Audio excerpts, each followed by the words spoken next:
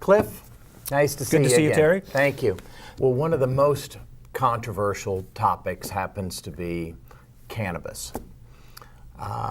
And so I'm interested, not in your view, because the law is the law at this point. I'm interested in where are we going with the cannabis issue in terms of from a law enforcement and a prosecutorial aspect. So you can't look at it, you can't look at cannabis just from a law enforcement aspect because, like you said, it's legal now. It's kind of a fact of life. I mean, there's certain aspects of it that can still be legal. It's still a misdemeanor if you grow too much or grow in the wrong place. Right now, it's incumbent upon the public leadership, and that'd be my office, the law enforcement agencies, our legislative bodies, our boards of supervisors, and our city councils, to make strong, common sense land use ordinances so the cannabis business people know where they fall with regulations, because we've got state regulations, and now we're going to have, somewhere down the road, the federal government jumping into it and muddying it up even more. Right. So nobody knows what to do. So, and all of our that must make it even more difficult for you. It's crazy, and but it's our board of supervisors is getting ready to launch. I hope. I mean, they're working hard to develop a ordinance. I know town council in Truckee are working hard towards it, and both of our other town councils. And Nevada City is a little ahead of the game because they've already authorized a dispensary.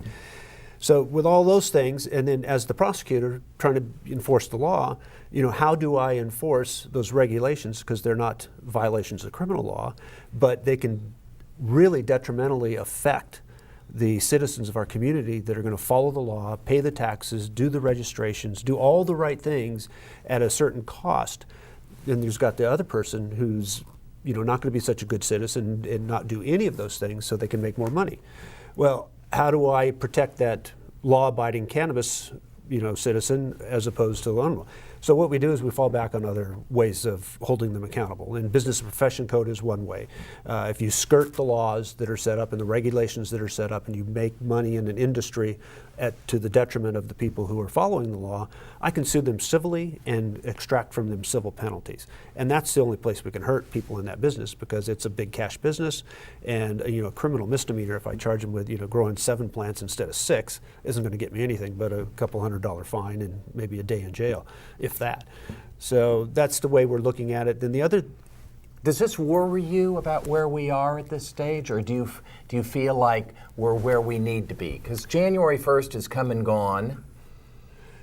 I think we're getting there. I think it's too slow for everybody's best interest, but I think in being slow and deliberative about the process, we'll have good, strong laws. We'll have a broad sector of the community. That's a good thing that they did with the CAG. It was clunky and hard to facilitate, but you can't say that we weren't inclusive in making these regulations. Right. So the board, when they come finally to their, what they're going to do as our elected officials, they're going to say we did everything we could to get everybody happy. And you'll never get everybody happy when you're working in government, as we well know.